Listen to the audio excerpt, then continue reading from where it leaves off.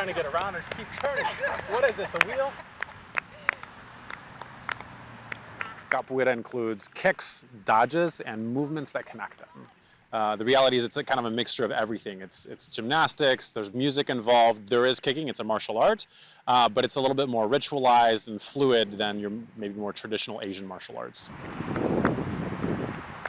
Capoeira had its origins in slavery. It's evolved a lot since then, but the basic idea is that, sort of the slogan or the way of summarizing it is that capoeira is a struggle for freedom disguised as a dance. When they escaped colonial control, they had these movement practices, these rituals, these songs that sort of formed the backbone for what would later become capoeira. And then it got mainstream acceptance in the late 20th century. So in the 1970s, 1980s in Rio, you had folks who worked really hard to mainstream it. And so now actually you have capoeira all over the world, not only in the Midwest, on the coast, but in Europe, in Asia, and kind of everywhere. But we're moving in the direction of having competitions on an international level with people from Brazil and all over the world.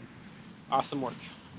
Stretch it out, get comfortable. All it takes to get good at this is just consistency, time, dedication. I'd say, practicing at least 2 times a week. The point of capoeira is that it's fun, it's enjoyable. I think in its modern incarnation, there is not a point beyond the practice. The point is the practice itself. Pushing this way with my toes, pushing out.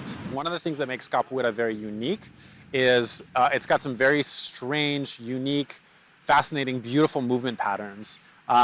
I don't know, I think some kids who maybe take gymnastics do a cartwheel like every day, but how many adults do you know who can do a cartwheel maybe on one side and then also on the other side using their other hand, can do a handstand, can hold a handstand, can do a bridge and hold it.